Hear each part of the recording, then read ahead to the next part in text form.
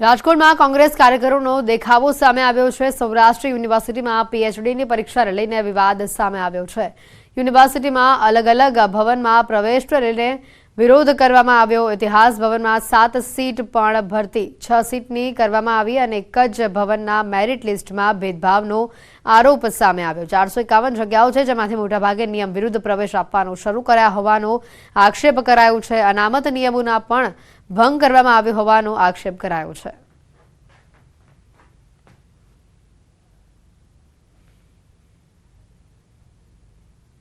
કોંગ્રેસ પક્ષની સ્થાપનાના 138 વર્ષ પૂર્ણ થતાં જ કોંગ્રેસ કાર્યાલય ખાતે ઉજવણી કરવામાં આવી।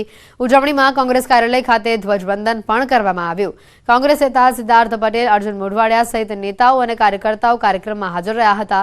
ત્યારે કોંગ્રેસ પક્ષે 139 વર્ષમાં પ્રવેશ કરતા કોંગ્રેસ નેતા સિદ્ધાર્થ પટેલે નિવેદન આપ્યું અને કહ્યું કે કોંગ્રેસ પક્ષે અનેક પડકારોનો અસરકારકતાથી સામનો કર્યો છે, તેમજ વિકાસ કાર્યો માટે સતત કામ કર્યું છે।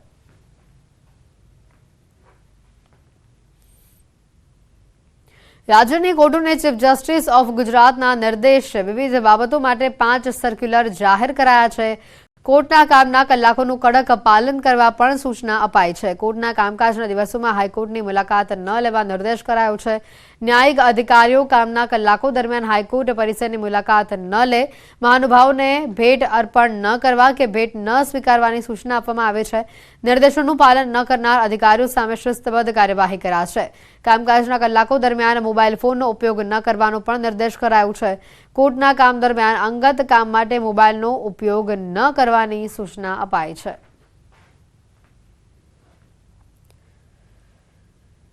મોરબીના પીપળી પર આવેલી મારુતિ પાર્ક સોસાયટીના રહીશો પાણીની સમસ્યાને લઈને પરેશાન છે। રહીશોને આક્ષેપ કરાયો છે કે ગ્રામ પંચાયતમાં તેઓએ પૈસા ભરી દીધા હોવા છતાં 1 વર્ષથી તેઓને પાણી નથી મળતું। રહીશોને પૈસા ખર્ચીને પાણી માટે ટેન્કર મંગાવવું પડે છે। સ્થાનિકો અધિકારીઓ પણ પૈસા લઈને પાણી ન આપવાનો આક્ષેપ લગાવી રહ્યા છે। લોકોએ પૈસાની રસીદ માંગતા પાણી બંધ કરી દીધાનો આરોપ લગાવવામાં આવ્યો છે। સ્થાનિકો દ્વારા આરોપ લગાવાયા છે। પાણીની તકલીફને લઈને સ્થાનિકોએ મોરબી જિલ્લા વિકાસ અધિકારીને રજૂઆત કરી છે। અઠવાડિયે 10 દિવસ થાય ને તો અમારા 800 ના ટાંકા ઠલવાવા પડે।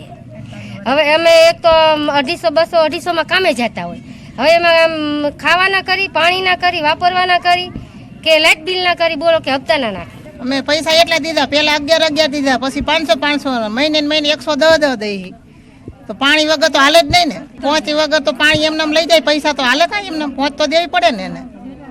પહોંચનું માંગી એટલે તો પાણી બંધ કરી દીધું, પહોંચું માંગી એટલે તો જે જયદીપભાઈ કરીને છે જે પાણીનું બધું સંચાલિત કરે છે, હવે એમની જોડે આ બધા વ્યક્તિઓએ કઈ 40-50 હજાર રૂપિયા પૈસા ઉઘરાવી અને એમને આપેલા છે અને એનું કોઈ અમને રિટર્નમાં કોઈ ચિઠ્ઠી કે કોઈ જાતની કોઈ વસ્તુ અમને આપેલ નથી। આની પહેલા બી જ્યારે મકાન બન્યા ત્યારે બિલ્ડરોએ એ લોકોને ગામ પંચાયતને પર કનેક્શન દીઠ 11 હજાર રૂપિયા આપ્યા છે, એનું પણ કોઈ ચિઠ્ઠી કે કોઈ જાતનું કોઈ લેખિતમાં કોઈ અમને આપેલ નથી। સાવરકુંડલાના મોટા ઝંઝુડા નજીક આકાર લઈ રહેલ સોલાર પાવર પ્રોજેક્ટથી ખેડૂતો મુશ્કેલીમાં મુકાયા છે। અહીંયા સોલાર કંપની દ્વારા 7 જેટલા ખેડૂતોને ખેતરોમાં જવા માટેનો રસ્તો બંધ કરી દેવામાં આવતા ખેડૂતો રોષે ભરાયા છે। મામલતદાર સમક્ષ ફરિયાદ નોંધાવી ન્યાયની માંગણી કરી રહ્યા છે। મોટા ઝંઝુડાના ખેડૂતોનું કહેવું છે કે તેઓ પોતાના ખેતરે ટ્રેક્ટર કે ગાડા લઈને જઈ શકતા નથી। એટલું જ નહીં, પાણી, દવા, ખાતર, બિયારણ પહોંચાડવા માટે રસ્તો બંધ કરાતા 1 કિલોમીટર જેટલો રસ્તો ચાલીને વજન માથે ઉપાડીને પસાર થવું પડે છે। સાવરકુંડલા મામલતદારને પણ આ બાબતે મૌખિક અને લેખિત રજૂઆતો કરી છે। સાહેબને રજૂઆત કરી છે, કલેક્ટરમાં રજૂઆત કરી છે, એક જિલ્લા પંચાયત સુધી રજૂઆત કરી છે, પણ અમારી કોઈ હજી સમસ્યા કે અમારો કોઈ ઉકેલ આપ્યો નથી। અને મેં રજૂઆતને ધ્યાને લઈ અને મામલતદાર સાહેબને પણ જે તે વખતે મૌખિક અને લેખિત રજૂઆત કરેલ, પરંતુ તેનું કંઈ નિરાકરણ નથી આવતું।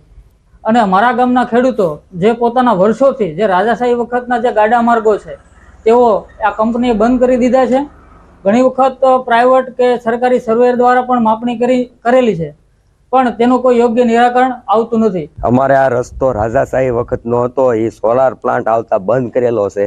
અત્યારે અમારે ખેતર જવામાં તકલીફ થાય છે, અમારે કપાસનું વીણી ચાલુ છે, બીજા રસ્તેથી ફરીને અમારે આવવું પડે છે। સાધન લાવી ત્યાં મેકી દેવાનું, અને આ વરદીસા અમને હાલવાનું હસોડું બંધ. અને આ કપાસ ને બધું એ ઉતાર કપા હવે અમારે ઉપાડીને લઈ જવાનું. અમે નાના માણસ છીએ. ખેડૂતોની રજૂઆત આવી હતી, રસ્તો એમનો બંધ કરી દીધો છે એવી, એટલે મામલતદાર કોર્ટેક્ટમાં એમણે અરજી આપી છે. અમે એને પ્રાથમિક સુનાવણી અને સ્થળ સ્થિતિનું પંચનામું કરવા માટે સર્કલ ઓફિસરને જણાવ્યું છે અને સુનાવણીમાં બંને પક્ષકારોને નોટિસ આપીને અહીંયા રૂબરૂ બોલાયા છે. સમાચારોમાં હાલ રોકાઈશું એક બ્રેક માટે.